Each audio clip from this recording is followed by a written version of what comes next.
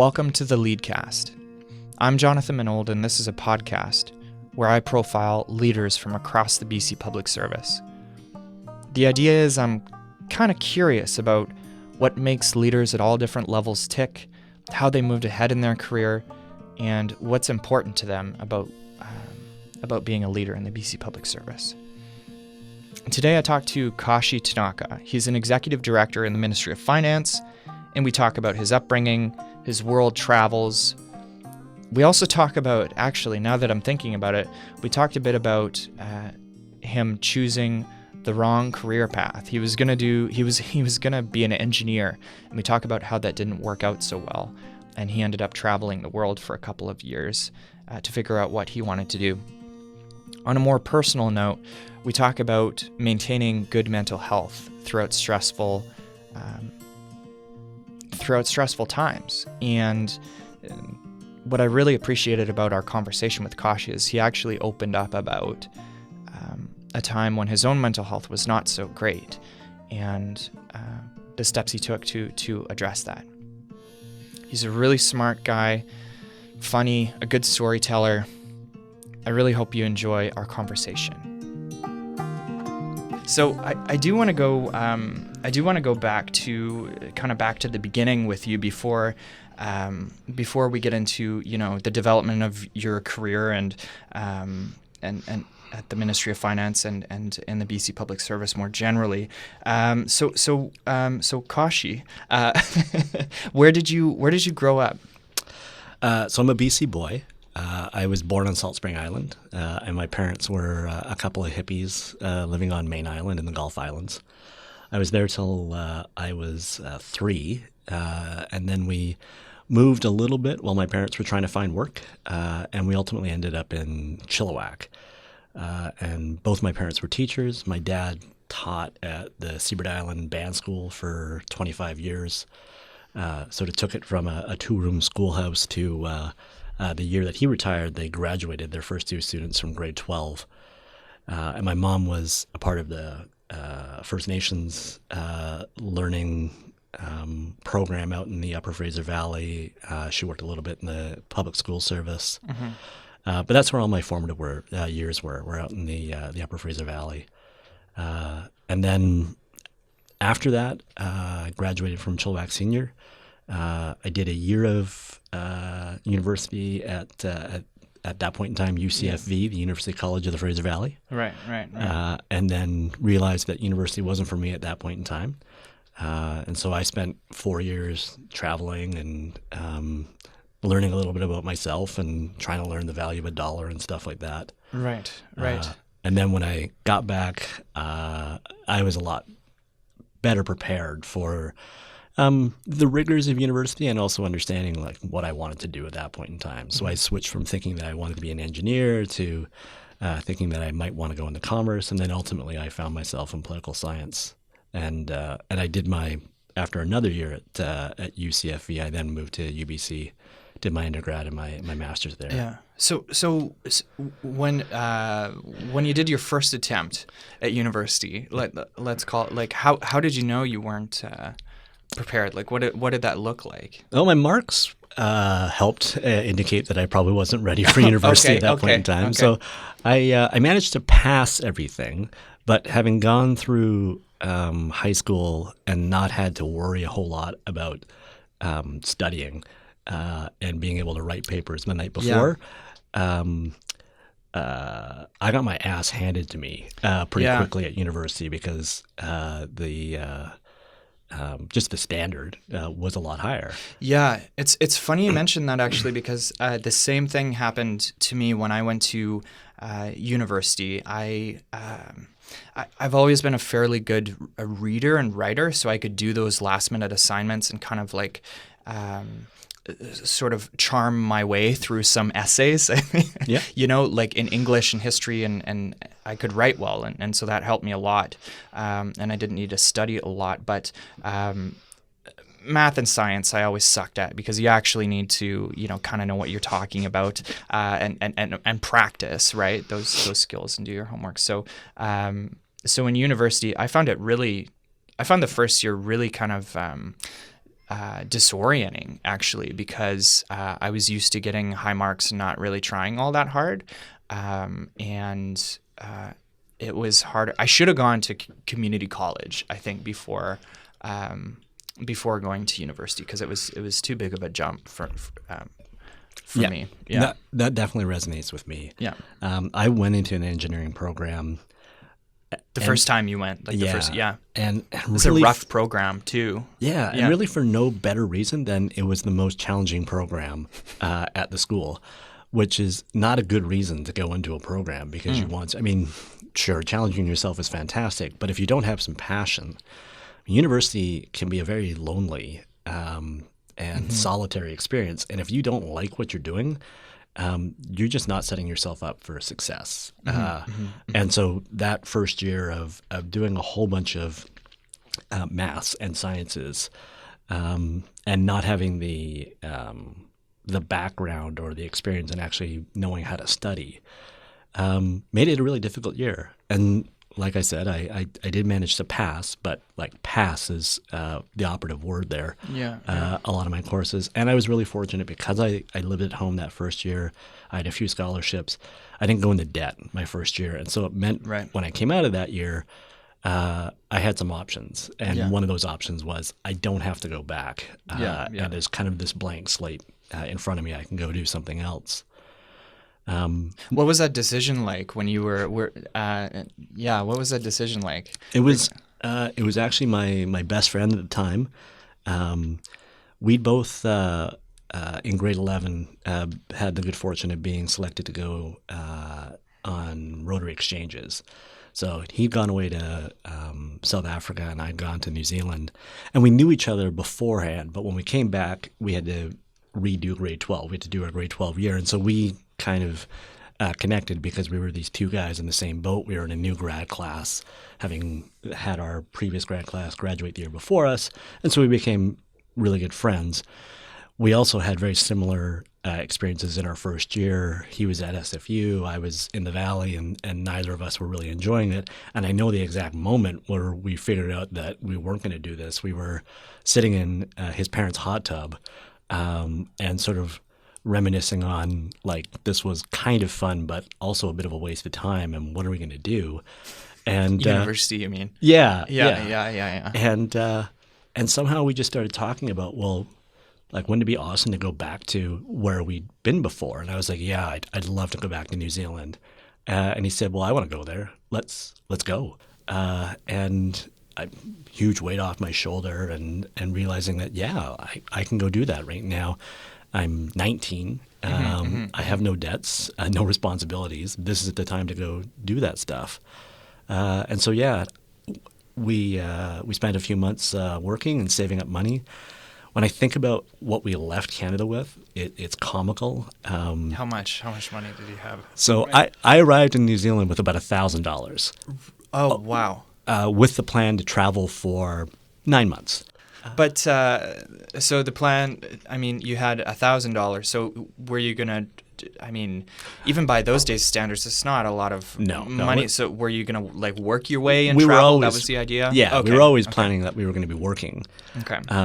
But we were a little clueless as to just how much money we were going to need. Right. As I mentioned before, I'd been there on exchange. I had lots of friends. I had people that I could stay with. But yeah, after about 2 months, we'd run out of money, and we found jobs, and we found, like, great jobs. And we traveled together for about 4 months, and then, as you can imagine, two teenagers living in close proximity to each other. That was about enough of that, and then we split off, and then. Interestingly, we both arrived back home at around the same time, which was 4 years later. So after New Zealand, I spent time in Australia, Southeast Asia, Europe, and I lived in London for a couple of years. And were you doing the same thing? You just show up with your bag and look for a job and stay in a hostel, that sort of thing? Or pretty much. I mean, as you travel, you get a little bit more experience, a little bit more savvy about where you can find better jobs. Certainly when I was in New Zealand, it was really whatever was available. And so I picked a lot of grapes. I pruned apple trees. At one point in time, I was helping a guy diving for mussels, which was really, really random. I would use job boards in cities that I went to, so there was a lot of gardening work that I did. Right. It Just was labor jobs and stuff yeah, like that. yeah, and it was all hand to mouth stuff, and it was fantastic. Yeah. Because your life gets really simple. You walk Yeah. into a new town or a village or a city, and you only really had two things. You Yeah. needed to find a place to sleep that night, and food. Yeah. And food was kind of secondary. And if you had enough money for a beer, that was a great day. Yeah, right. And I feel like, now traveling has almost become like too easy in my opinion with smartphones and Google Maps and all this sort of stuff. It's like it's so easy to just to punch in a destination and your phone will tell you like what bus to take, when to show up, how long it's going to take, all that stuff. And I do think that it I was traveling kind of on the cusp of when like I wasn't personally using a lot of applications and stuff like that. So I did look at some, maps and all that sort of stuff.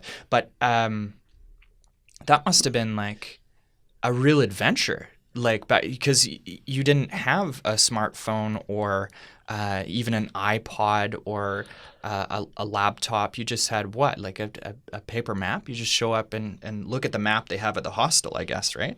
Yeah, And then wander around the city. Like, had if a you get map. lost, you get lost, right? Like, Yeah. you can't look up. Yeah. you have to talk to people. Yeah. Right. I guess that's the difference. Yeah. And so I still have my diary. I had a couple of books that I filled up, and one of the things that you would do when you went to hostels is that you'd obviously talk to people that were there, and you talk to them about their experiences in towns that you were planning on going to, Right. and you get information from them. So you do your Google search in the dining room as you were like, okay, well, where do you stay? Which hostels do you recommend? What should I do when I get there, and all those sorts of things. And there was dialogue. You shared the information about the places that you just came from. But yeah, the lack of technology or the lack of that sort of connectivity was absolute for me. It's funny. I actually got my first Hotmail account, my first email account, when I was in London. So I traveled for the first 2 years. Without any real way of connecting electronically with anybody other than a phone. And especially when I was traveling through Asia, I was moving too quickly through cities so that my parents could never mail anything to me. Right. And yeah, I mean, I used to get stuff in the Sydney and the Auckland their main post office, Post Restaurant, which like my kids are going to have no idea what that means. But Yeah, right. it's this giant leap of faith where someone just mails something to another country and they just hold it at a post office until the person that it was intended for shows up. Like it's a crazy idea Really? today. And so my kids who are now like 2 and 7 months, they'll never have to do that. There'll be no reason for them to have to use that type of technology. So anyway, I was traveling too quickly through Southeast Asia for my parents to take advantage of that, because you didn't know if something was going to take a week or 3 weeks to get there. Yeah. So the only way that they would be able to keep up with me is if I called them. And I was not a very responsible 21-year-old at that point in time. And so there weren't a whole lot of phone calls. And Yeah, so, I was gonna say, did you call home very often? That was my next kind of. I mean, how often? In like 4 years. I got better when I got to London. Okay. I got a permanent address which had a phone in it, and so my parents Right. could call me. Right. I was awful. I'd like to say that I was calling every month, but it was more like just how much guilt had built up in me because I haven't talked to them lately. I also had a younger teenage sister, and that was probably the one that kind of drove me to call more often. But it wasn't nearly enough. I still feel guilty that I kind of missed out on these sort of key formative years with my sister because I left when I was 19. So she was 15. And when I got back, she'd sort of gone from being this sort of teenage girl to being a woman. And I wasn't around for that part. Maybe a good thing from her point of view. But yeah, it was something that I regret about not being able to communicate with them as much. Yeah. Where did you go in Asia? Like what countries did you visit in Asia? So I landed in Singapore. Yeah. And then I traveled overland through Malaysia, into Thailand, went into Laos and Burma, and then back around Thailand, and then flew from Bangkok to Singapore and then out. Right. Yeah. So you didn't go to Japan? No. You didn't go to Japan. So have you ever been to Japan? No, I haven't. Really? Interesting. Yeah, and do you have family there at all? Distant. Yeah. So I'm fourth generation on my Japanese side. I'm far more Canadian on my Japanese side than I am on my Irish side. And there's no real good reason other than that. As a child, I think I know I did. I developed these sort of epic stories in my head about how things were going to happen. It really irritated my wife because I had this notion in my head that I was going to say I love you to one person in my life. and it's working out so far, but it took me a long time to say it to my wife, much to her sort of unending frustration. But it's been true. I've said I love you to one person, and we're married, and we're happily married, and we have kids, and it's great. I had this other epic narrative that I developed over like when I was going to go back to my homeland, Japan. Yeah. And the conditions have never sort of arisen for that epic story to happen. Mm-hmm. Now, of course, I'm less interested in that epic narrative, but it just hasn't come up, the opportunity to do so. And I'm very jealous. Right now, I have some friends who are in rugby, and they've all gone over to Japan to watch the World Cup. And excuse me, this would have been an ideal time for me to go if I didn't have my aforementioned two small kids. Children. Yeah.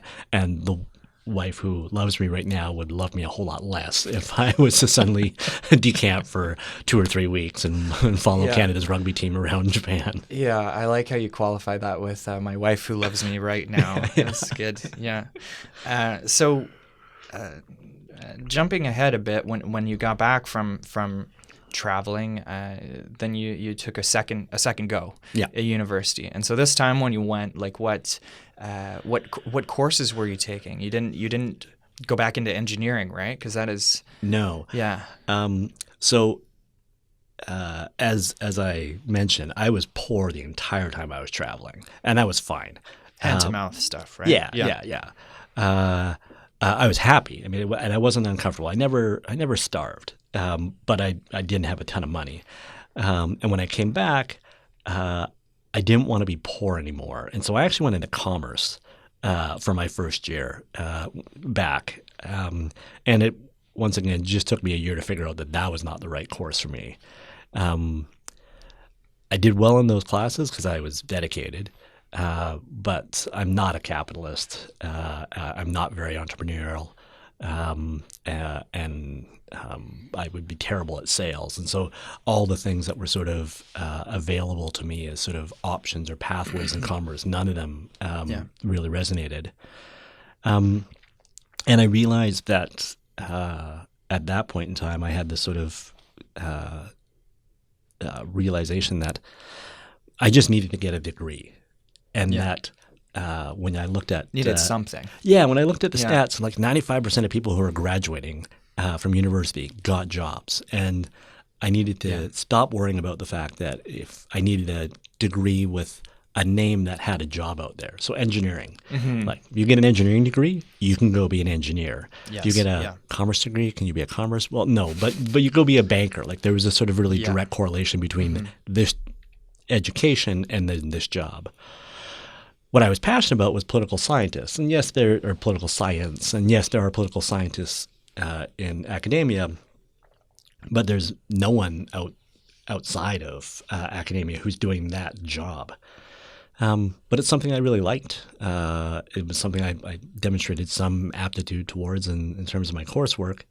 And then I decided I would worry about finding work after I graduated, and so I sort of threw myself into my bachelor's at that point in time. And then I never really looked back when it came to academia. So when I finished my bachelor's, it really just made sense at that point in time to stick around at UBC to do my master's. And then after my master's, or while I was doing my master's, I flirted with the idea of staying in academia and doing my doctorate. And that's when sort of the job question came up. Yeah. And the difficulty with academia is that, and the irony is, you do all of this work, and you don't have much of a say over where you get to do that work. Yes. And so the classic story that I have is one of my colleagues, one of my classmates, brilliant. She got this one Canadian politics tenure track job that was open when she graduated from her PhD. And it was at Memorial. And Newfoundland's a wonderful place, and Memorial's a great school. But she was from Toronto and had obviously done her master's at UBC, and now was going to have to uproot and move all the way across the country. And that didn't seem really desirable to me, that I would do all this work to do a doctorate and then not have a ton of say over where I would want to be. And where I wanted to be was British Columbia. Right, right.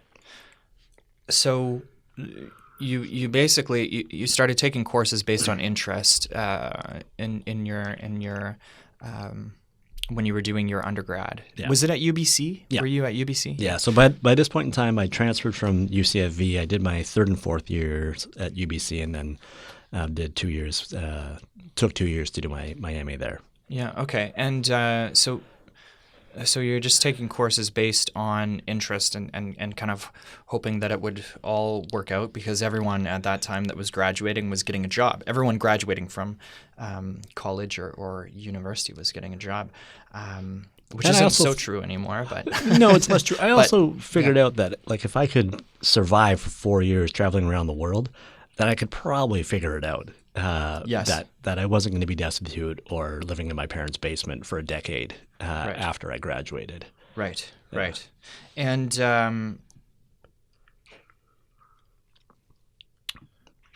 so when you were doing your undergraduate degree at UBC, were you working at that time also, or what was going on with that? Yeah. So my last 3 years at UBC, I worked in residence. Yeah. So I was the fun police. Right. So I was a floor advisor for a couple of years, and then I was a house advisor. So I had a whole house that I was trying to keep the people alive. Yeah. And in school. I was a TA while I was at doing my graduate work. So I got to TA some of the courses that I was doing there. And then I got really fortunate, and during the summer I managed to pick up a union job on campus. So from the time I got to UBC, I actually never moved off of campus. I stayed on campus the entire time. So in the summer I'd move into a different residence, and like I said, had jobs working for conferences, working the front desk at the hostel that they open up during the summer months. Mm-hmm. So Mm-hmm. it was fantastic. It was I love my time at UBC, but it's not reality, and so it was good when I made the decision to actually come to the BC Public Service, because it meant taking me out of Vancouver and putting me in an entirely new place where I sort of had to reset and think about what living was like, because I'd sort of lived in Shangri-La in UBC for 4 years. Right. Right. It is kind of an isolated little. It's like UBC is like a little town unto itself. Like, I used to live in Vancouver, and it's a lot of. There's a ton of students there. There's grocery stores. You don't really need to leave if you don't want to No. as a student. I mean, there's not a whole lot in terms of restaurants and bars and stuff there, but I mean, there's some stuff, and it's like a little town unto itself there. Yeah. No, absolutely. Weeks would go by before I would step foot off of campus. Right. UBC is just fantastic. It's got surrounded by parks. It's this place where you feel that there's some real purpose to its existence. It's a gorgeous location too, yeah. on the water there, especially when you. I love going down to. I used to ride my bicycle around UBC, do that loop, right, Yep. of the campus, and riding down into Jericho Beach, Spanish Yep. Banks. I don't know what that hill is called, but it's just like gorgeous. Yeah. When you can see like the water, you can see the little colorful tankers, and then you can see like the North Shore and West Vancouver and stuff. It's gorgeous. And I lived in Vanier for 2 years, and right across the road is obviously the infamous stairwell down to Wreck Beach, Right. equally infamous. Yeah. And Wreck Beach is amazing because you are in the center of this metropolis, and the way it's situated, all you can see is Howe Sound to the north and Vancouver Island and the mountains off to the west.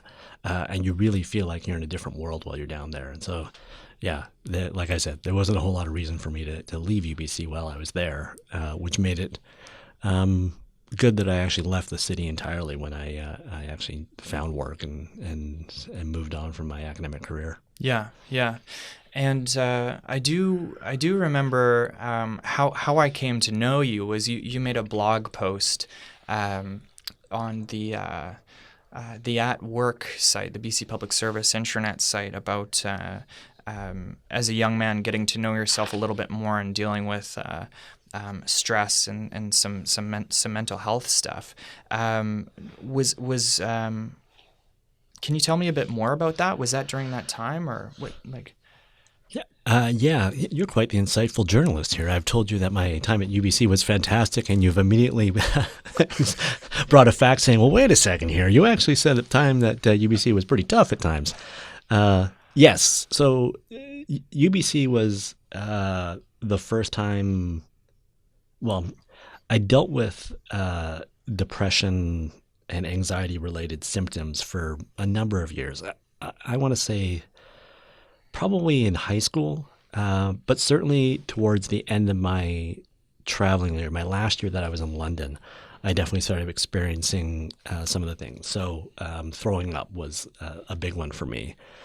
And I think that last year in London, I developed this really amazing group of friends there that I knew I was leaving, and so that was stressful and filled me with anxiety. And I knew I was going back to the place where I'd kind of failed the first time round. So I was going back. Yeah, I was going back home, and I was going to be going to university, and I had lots of apprehension about whether or not I was going to be able to handle it because I was not able to handle it the first time.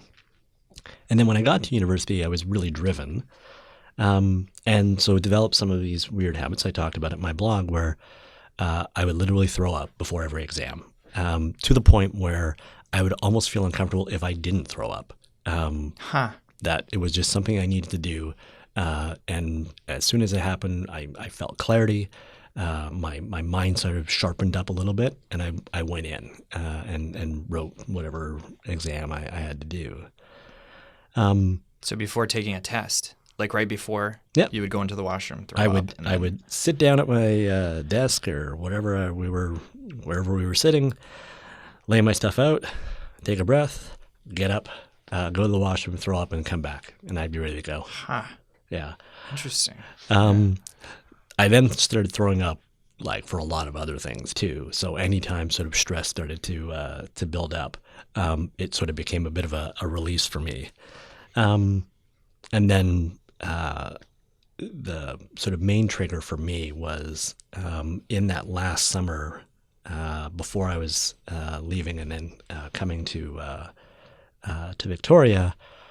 And sorry, I didn't even know I was coming to Victoria at that point in time. So it was that last summer. I didn't have a job. I knew I was finishing my MA. I turned down all of the offers that I had for PhDs. So I really didn't have a plan coming up to September 1st. And things really started to pile up on me at that point in time. And I mentioned in my blog, the trigger for me was waking up one morning and realizing that I'd been drunk each of the previous 5 nights. And while that in itself wasn't necessarily a bad thing, I was very cognizant that I was deliberately going out. I was seeking people to go out with so that I could get drunk and sort of deaden this anxiety and this apprehension that I had. And so I consider myself really lucky, because some people will go for years before they realize that this is what's happening with them. And so I went to the walk-in clinic at the UBC hospital and chatted with a doctor there, and he was pretty clear. Yeah, you're depressed. Mm-hmm. They put me on some medication, and it wasn't a cure, but it certainly helped me figure out that there were some things there that I needed to be cognizant of. It rebalanced my chemicals, which obviously is pretty essential if you're someone who's dealing with depression. And it taught me that I needed to be mindful about the situations that I'm in and how I approach them, and the sort of strategies that I use to be able to, I don't want to say function, because it's not that dire for me, but it's the systems and processes I need to build into my life so that I can continue to have success. Mm-hmm, mm-hmm. Right. And that was prior to your move to Victoria. And did you just move to Victoria? Did you find a job? I was very lucky that family, friends. I'll take a step back. So when I was in university, another job that I had is I got to work on the BC Citizens Assembly on electoral reform, which some will recall was an initiative that we had back in the early 2000s, where we took a look at BC's current electoral system, and then we got 2 people from every riding, a man and a woman for every riding in British Columbia, and 2 Indigenous representatives, to come together and talk about whether or not we liked this electoral system, whether or not it worked for the province, and if it didn't, what an alternative could be. And so I was hired to be one of the facilitators for that, because I'd been studying electoral politics and electoral dynamics.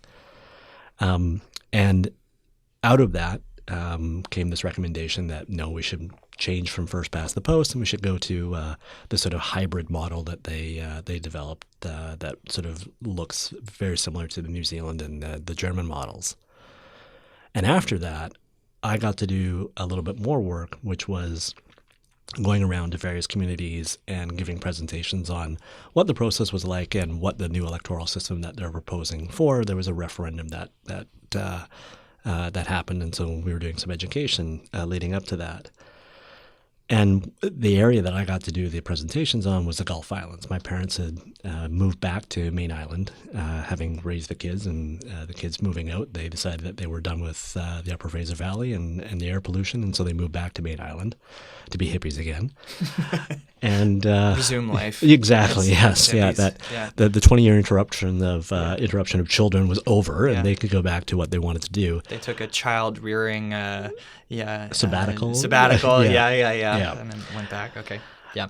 And so I got to do presentations on the Gulf Islands. I did one on Main Island where my parents lived, and my mom, one of the people in the audience, and my mom were friends. They were having coffee a few weeks later, and she was saying, "Oh, I really enjoyed that presentation your son gave. What's he doing?" And my mom said, "Well, he is actually not really sure what he's doing. He's going to be looking for work." And this woman, Sue, said, "Well, he should talk to my son-in-law. He does something in government." And so on that, I actually took the ferry over to Victoria to meet this guy who did something in government. And turned out it sounds like a solid lead. I know, yeah. Something in government. Okay. And so his name was Derek Sturko, and he was actually an ADM at the time.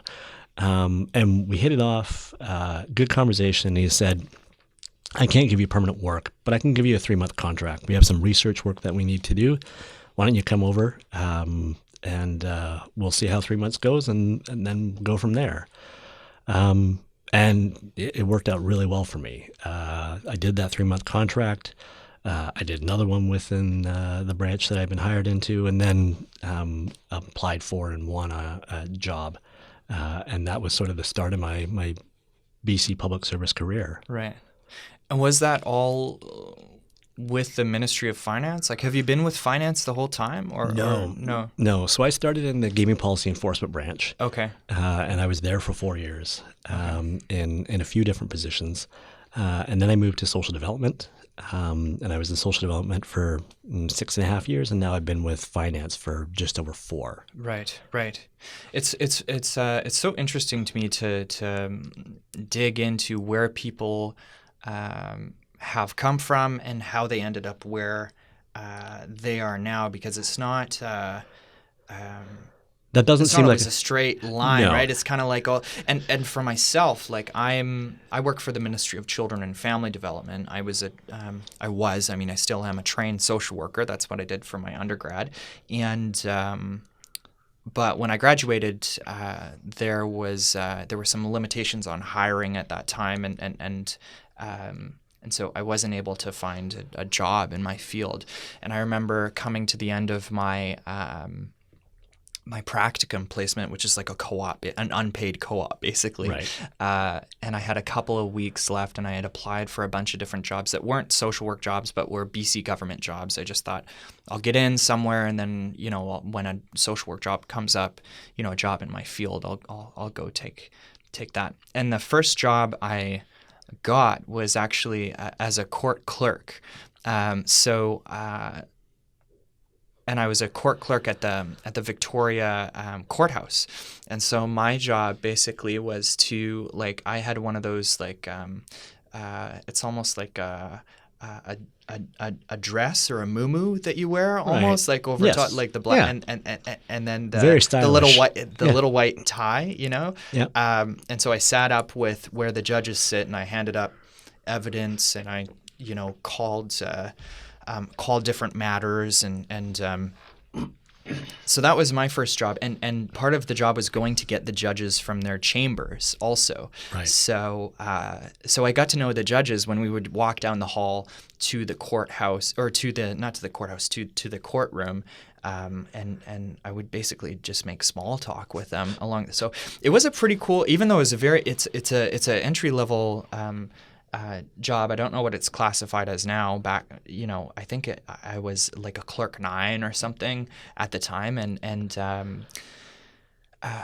but it was cool because I got to know a bunch of provincial appeal and appeal court judges behind the scenes. Right. And I got to know, and I would see them around town too. I remember there was one judge I saw who was running around Elk Lake, and I usually see him in his like official garb, and then I saw him running in his like little shorts, which is what I was doing, and I was like, hey, like it's just like so that was kind of cool. And then I eventually got into got a social work job and moved back to Vancouver. Right. But it's just interesting those first jobs people have. So you started in a different area and moved to where you are now. So how long would you say you were like a subject matter expert, or like kind of a I don't want to say entry level, but kind of like analyst sort of position until you made a move to, like, say a manager or director or job or some sort of Right. Yeah. So I guess one way to slice it would be that I was in the union for 2 years. And so in that, I was a research analyst for about 6 months, and then I was a policy analyst for about 18 months after that. And then I moved into what would now be known as sort of like the issues manager for an ADM position. Okay. So I was reporting directly to the ADM. It was an excluded position, probably still in the subject matter expertise realm, because it's a lower level management position. You don't have any staff. But you are sort of in that, like your clerk example, you're working with your ADM on a daily basis on things, and you're trying to, wherever you can, be their right hand on the administrative side of stuff. Yeah, right. They've got big important jobs, and they're working with all their executive directors on these sorts of things, and that issues manager is there trying to make sure that all the other stuff doesn't trip them up, and it's getting done. Stick handle a bunch of the issues, right? Yeah. And that was a fascinating job to be in. I was in that for a couple of years, and I used to joke that in gaming, everyone was upset with us. We were either making too much money from gaming or not enough. Mm-hmm. Right. And it was one of those, I hesitate to say good, because it wasn't good in the sense that it was a positive, but it was a good experience in being in a realm where it's one of the jobs where we have to deal with some of the less appealing or less savory parts of the work that we do. And the fact of the matter is, when it comes to gaming, a significant chunk of the money that we earn off that comes from people who have a lot of difficulty with gambling. And so, so lottery. Lottery's more thinking more about casinos. Okay. And so people that are addicted to gambling, yeah, spending a lot of their money on and yeah. Okay. And understanding that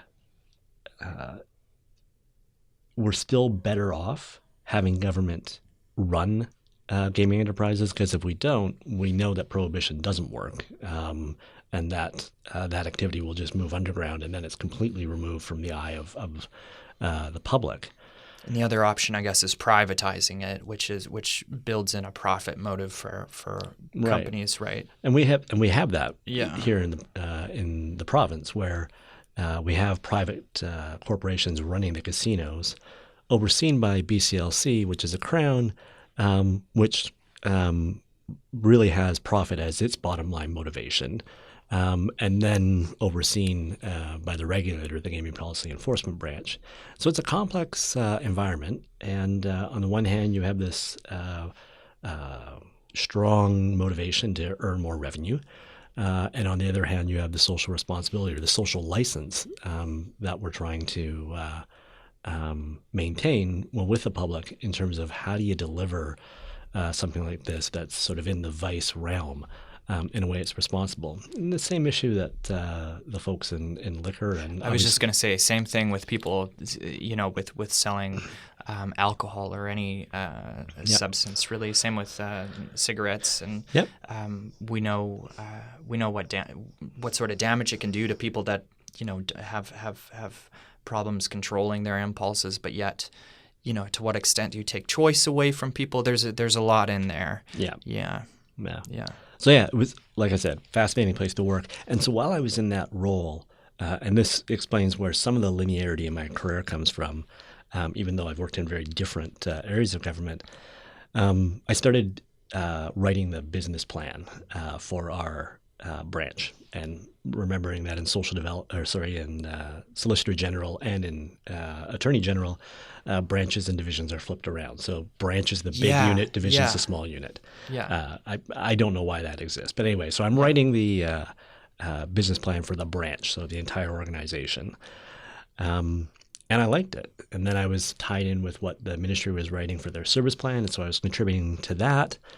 And so when job postings came up, and I was thinking about what I wanted to do in terms of moving up a level and going at that point in time to a director level position, one, I needed to find something that was going to sort of fit with the skill set I had. Right. But obviously I was also trying to find something that was going to be interesting to me. And so this director level job, which was responsible for strategic planning at social development, came available, and I jumped at it, and then was fortunate enough to be successful in the competition. And so that was sort of the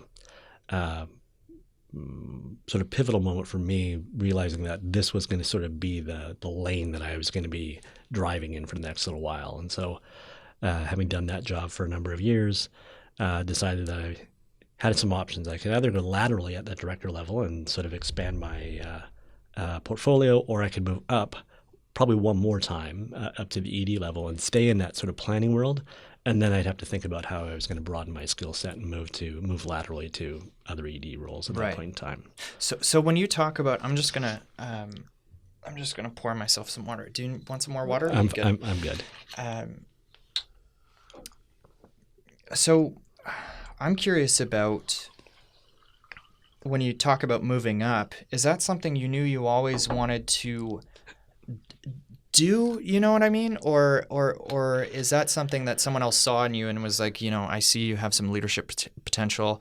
Let's, I think you should consider this job or that job. Or were you just, looking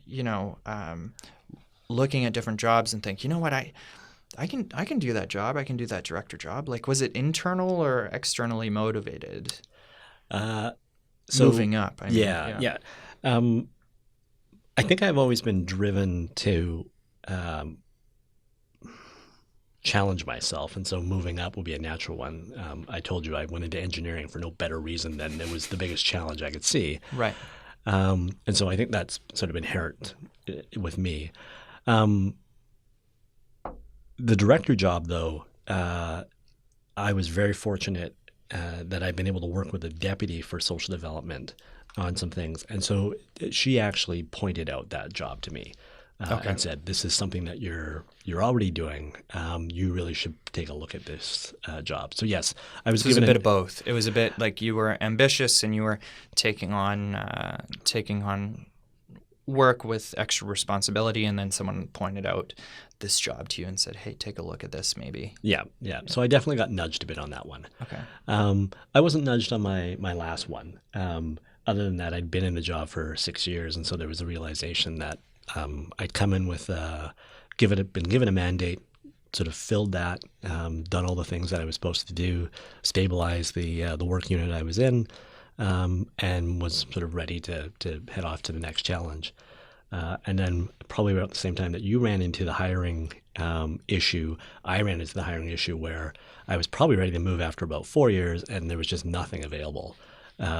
So I stayed in that role for another 2 years and continued to try to develop skills and work in different areas. And then when hiring sort of, I don't want to say unfroze because it never did freeze, but when it became less sticky, then some positions came up that sort of were suited to what I was doing, and that's when I moved into my current role. Right. So I'm curious about, like, if you were to go back, knowing what you know now about everything you've learned in your career, if you were to go back to yourself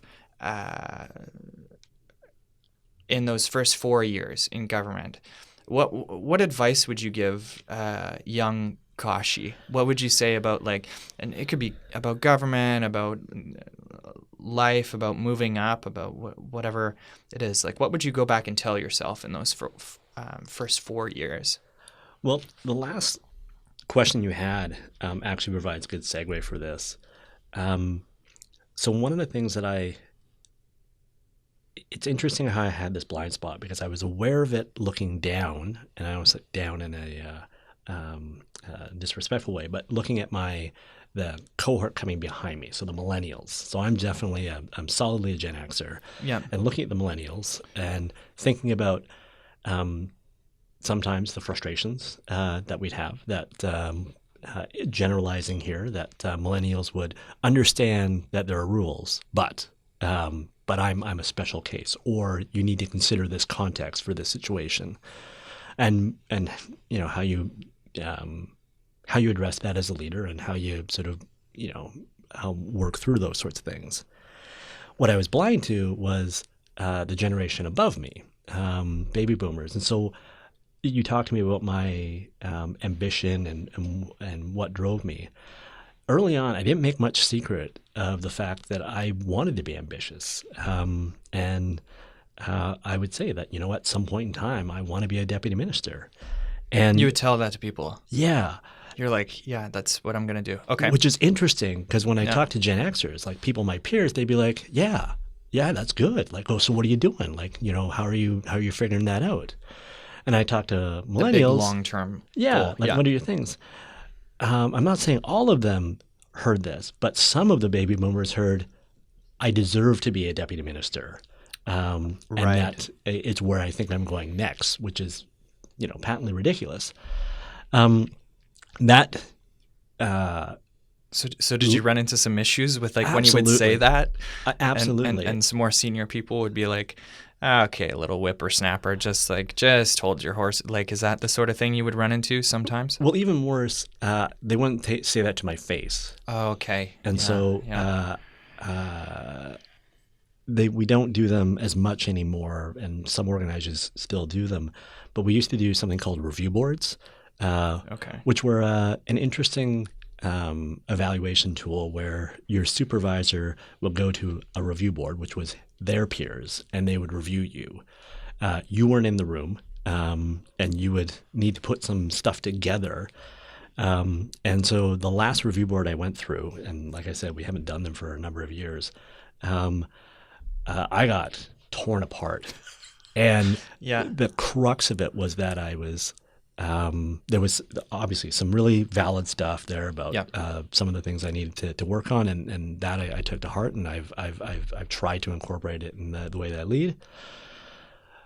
But some of it was really hard for me to be objective and look at it and not view it as he's too big for his britches, he's arrogant, and that he thinks he's going to be like stepping out of his director role into the deputy minister.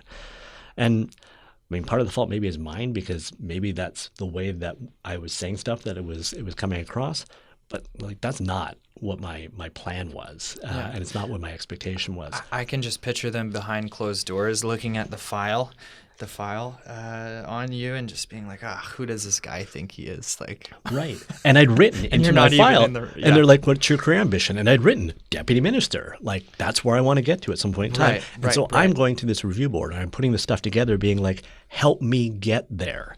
And You're they thinking, view it like, as, down the road. you arrogant snot. Yeah. What right do you think do you have to Interesting. think that you could be a deputy minister one day? Interesting. And so I would tell if I could go back 10 years from now, I would say you need to be really cognizant of your audience. And I don't think that anyone in that room that was reviewing me has any particular ill will towards me, or held any particular ill will to me at that point in time. But they definitely had a worldview that wasn't going to, that would not be receptive to the information I was bringing them. And so that would be sort of the thing that I would say, that you need to have this sort of understand where they are. And that was a room full of, and once again, I'm generalizing here, that was a room full of baby boomers. And they have, in general, that's sort of a different way of thinking about, when you deserve to move to a particular position, or when you're going to be ready for it. And what I wrote in that document was geared towards what I would consider my peer group, in terms of, I need a plan so that I can go rule the world. And so help me get there. And it landed really poorly with the audience that it actually went to. Yeah, it is so important to know I think when I think of, I'm just thinking about this in terms of public speaking too.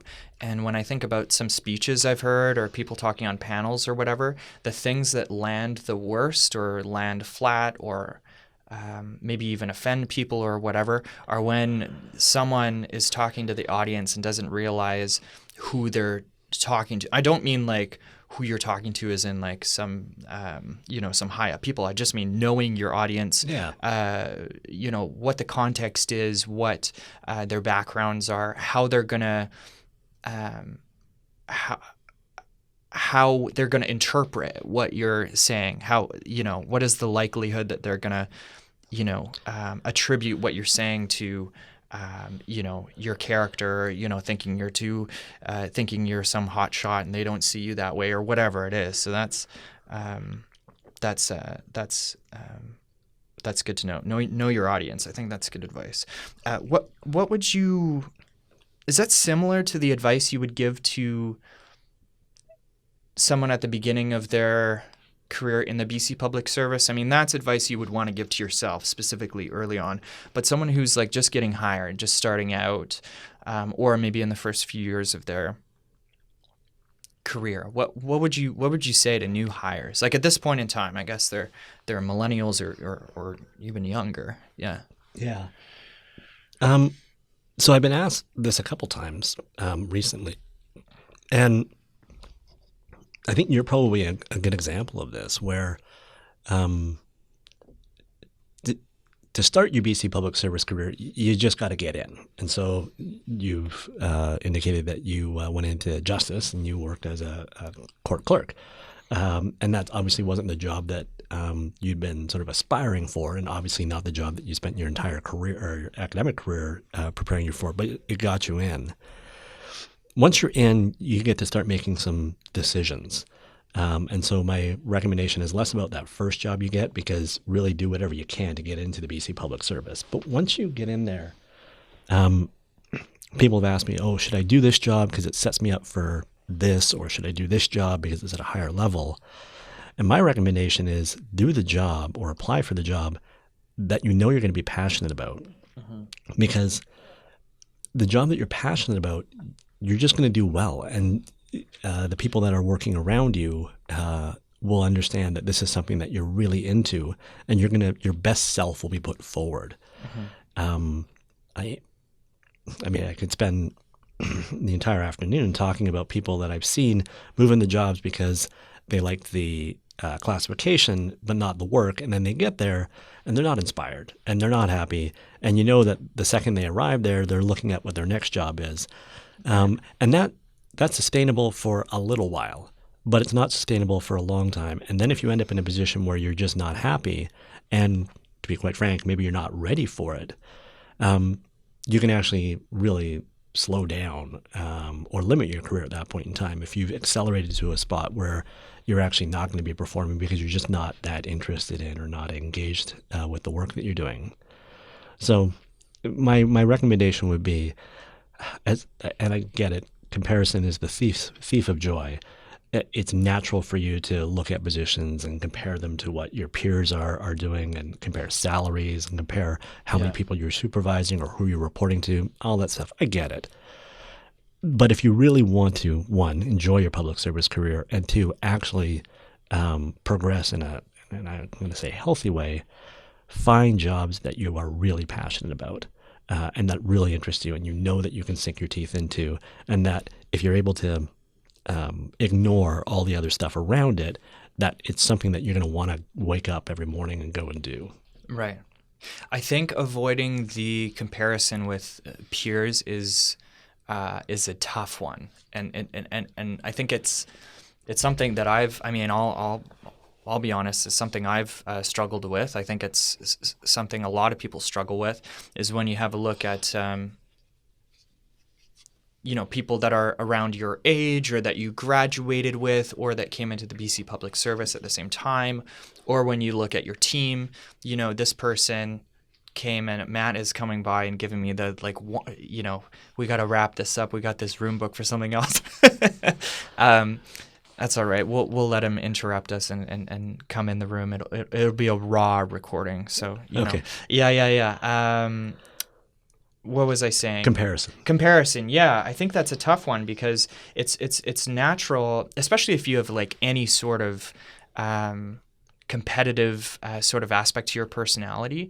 As soon as you start comparing yourself to someone who is, around your level of experience, or someone even younger than you, that's a brutal one too, is when you see people that are younger than you, I'm putting this in air quotes, like pulling ahead of you and like winning jobs that are higher than you're, like that's a tough one. And I think it's so true what you said about what is it you said, a thief of joy? Comparison is the thief of joy. Yeah.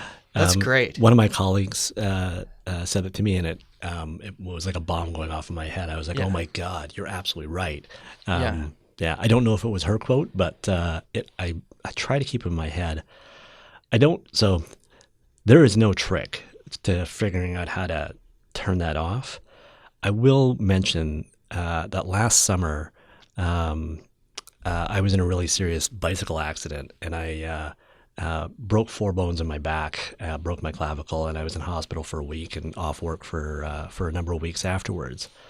And in the first couple days, so after it took the doctors a couple hours to realize that wasn't going to be anything long term. I just had some broken bones, but there was no spinal issues and no neurological issues, so that's great. So then I'm sitting in the hospital and I'm just kind of recovering. It's really just pain management at that point in time. And I realize that all of that crap that bothered me at work was gone. Like, I did not care what my peer group or the folks that I compared myself to, what jobs they had. I didn't care about what people's salary was. I didn't care about the petty grievances that I had against people who I, at some point in time, felt they'd slighted me at some point in time. What I cared about were the people I worked with, and just wanting to know how they were doing, and sort of what sort of things were happening to them. Not in work. I didn't care about the work either. I like my work. I like my job. But it was that human connection that I had to them that I missed, and that was of interest to me. And I'm glad that I had that realization, because I said to myself, like, you've dropped all this stuff. Leave it there as long as you possibly can. I also knew that I was going to pick it back up at some point in time, but be aware that you were able to drop it at some point in time and you can do it again. Don't break your back, and I'm not recommending that anyone listening to this go and do that, but it's possible. And when you're put in certain circumstances, it'll happen. You'll just stop worrying about all that garbage. So yeah, that's not so much a trick or advice to how to do it, but it's more an acknowledgement that it can happen, that there are these things that will remind you that what's really important about the stuff we do is the relationships we have with our colleagues, the overall work that we do. I've always loved being a part of the BC Public Service, because it is a job where I sleep easily at night, because I know we're doing good stuff. And as much as you can, remove that comparison part from your life. Well, thanks so much, Kashi, for coming in and chatting with me a bit about your career path and sharing some of those personal stories. I really appreciate it. Thanks so much. You bet.